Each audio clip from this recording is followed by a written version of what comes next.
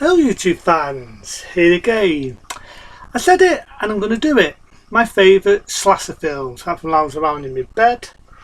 I thought I'd talk about some of my favourite slasher films. I'm not going to do like hundreds and all that. I'm just going to do it from the bottom of my head. Why not? So let's talk about my favourite slasher films. Let's do it. Number one has to be the original, the classic, Halloween. I love Halloween. The first time you get to see Michael, the first time you get to see the mask, the first time you see it all. Now we all know the background story of Halloween.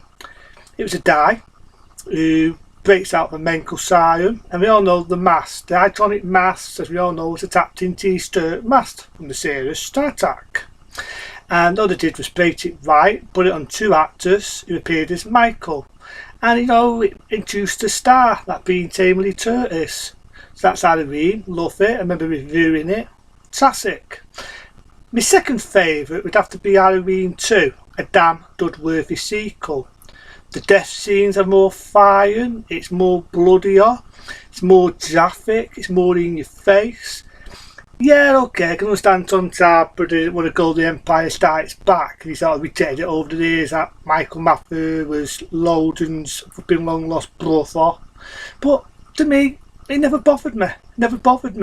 And like the fifth one where he's crying like a fucking woman. This one I loved it. I thought it was a dud. My next favourite slasher film, I've already done the original one a few weeks ago with Patsy Palmer, but it'd have to be the Friday the 13th films, the sequels more, because the sequels, as we all know, had Jason Voorhees. The second one I love, but as you know, I had issues with the opening, with Adrian King getting stabbed in the head, which when I do a review of that again, you know why. It just pissed me off, all the shits he went through in number one, for that to happen to her, just pissed me off. It fucking pissed me. But the scenes in the films, pretty good. Okay, the bag on the head looked a bit laughable, but the sequels, I love, the hockey mask, the way Jason looked, he ran but he didn't run too much, he was a big guy, you wouldn't want to fuck with him, you want to meet him on a fucking dark night in a dark area, especially on Friday the 13th. So, the sequels, I prefer more. I'm not a lover of the original, but I respect the original. I already said that in my review, I respect what it part.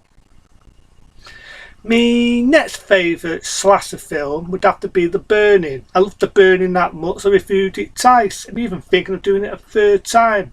Damn good special effects by the man himself, Don Savini. Don Savini, who did the original Friday the 13th. This was the reason why I didn't do the effects for the second Friday the 13th. Don Savini did damn good effects. Now, yeah, people said the burnt makeup with Don Fenza, I think his name was, the killer. People didn't like John Petz's makeup, the burnt makeup, but they felt it was a bit OTT. It wasn't like Freddy or anything. But he had to rush that. He had a few days to do that burnt makeup to put on the actors, Bert Stepser, the killer with the shears. He only had a few days to do that, and the few days, it paid off. I loved to do some death scenes, damn good special effects by Don Savini. It paid off. I love to see when he's on the boat and you think they're going to find a body of the dude who got killed.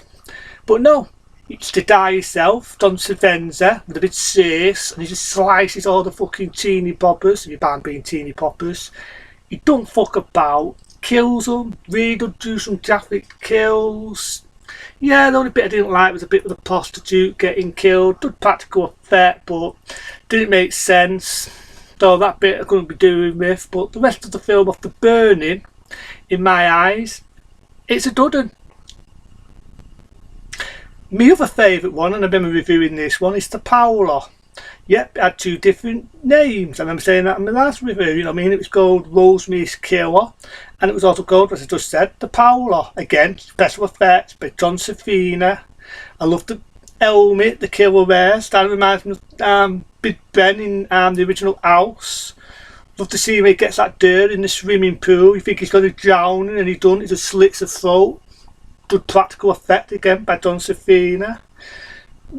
Good twist ending. Good best explosion shoot blow up head I've ever seen in any slasher or any other film. I love it. And one of my favourites had to be the original the classic My Bloody Valentine. My Bloody Valentine. Now I saw it, right, bit of juice, bit of fire, but I never saw the uncut one. It was like this, and I mean bladding this into the Society to Soul, the stunned, uncensored, uncut version of My Bloody Valentine, so in 1981. Gruesome deaths. Yeah, it's got a bit where the film's deteriorated, so you can definitely get an idea which bits was cut from the film and how they put the cuts in, but I like that, you know, it's an old stew type of feel, and I love it. I love to see him, he gets that fucking dirt, he drags her by the face, and she's steaming, and he just slams her fucking head in that spear, no fucking about, it's just traffic, it's gruesome, it's in your fucking face, and I dilute it. And my other one, and I remember reviewing this twice as well, is Sort of High. Yeah, you could say it was stupid, but if you could buy being teeny poppers, would rate all through the night to break into a stool what is shut down to have a fucking reunion. You know, a stool reunion. None of them were fucking teenagers. You know what I mean? Some of them were having in the 30s, 40s, and in the fucking 20s. But I like the death scenes in it. I gotta admit, the death scenes would do some. The bit where that fucking big thing on the car, that tractor, so it's a tractor, he slams it in that dive, blood and tire goes over his face, the bit where they're bonking, the killer turns it into an electric fucking bed. The best death scene, about the one where a bath turns into acid, would have to be the one where that guy drinks that tan and he's got acid in it and it just fucking makes his ducts blow up everywhere. I love it. I just think it's gruesome. The death, it's got really good gruesome death scenes, and directed and produced by the same man that did Friday the 13th, did that, and again he made a good one. He made a damn good one. Apart from the car. But my favourite slasher film, which has made a lot of sequels, would have to be Nightmare on Elm Street. I loved all the sequels, don't get me wrong, but the original, in my eyes, is a classic. It's how you do a horror movie the right way. You want to do a comparison of how to do a horror movie the right way and how to do it the shit way. What's the remake? Jump scares, you can make a fucking drinking game out of. I remember saying that on the rant. Fucking jump stairs, you can see a mile away. Freddy going boo-hoo every 2 minutes. Everything what goes shit in today's horror is that. Do you want to see horror done the right way? What's how Robert England does it? I love to see where the arm stretches out. He's going ha ha ha ha ha ha. I'm doing that before. I love the bit where he cuts his fingers off. His hair smiling when he's doing it. The scene where he kills the character called Tina. You don't expect it. It's traffic. It's in your fucking face. There's loads and loads of good horror in that. And when I watched that film, it scared the shit out of me.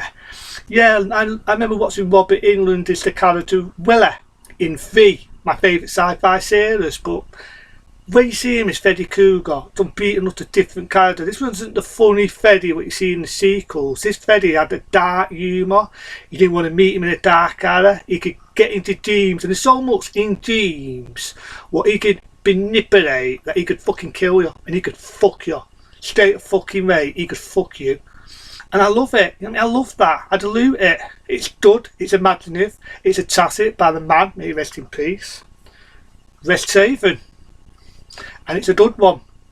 So these are a few of my favourite slasher films. I mean, I've done a load. I've got loads and loads. I'll be here all day talking about my favourite bladding slashers. But there was a few what I love. I mean, I love slashers. I do up before. There's some what a shit. What I think of fucking bits. And there's some I just think of fucking thing. I mean, I can think of loads now. Texas Chainsaw Massacre. Love it. Paid with your fucking fare. I just said it. Nightmare on Elm Street. I'm sticking the middle finger up. And, you know, I just love it. These were, I mean, they were gruesome. They were fine, they were traffic. Back in the 80s, the only downfall is they made loads, and I mean fucking loads, and loads of slasher films. And it's a damn shame. It is a shame. But anyway, I'm going to go on the road again about talking about a few more of my favourite slashers. Some what people would never even hear of and never even knew. So it's pretty interesting to know there's some slasher films out there but not a lot of people know. And there's some people do know, but I keep saying if there's anything you want me to talk about, whether it's an action film, a slasher film, or an horror film, let me know. Let me know. But as you know, if I don't do it, don't take it out. There's been some people have asked me to do something about 3-4 times, and I've not seen it. If I've never seen the movie, I can't do it. But into them, there'll be other things and other topics I will talk about. Into them, be smart, be safe, and I'll see you soon for some more topics and more things to talk about. See you later.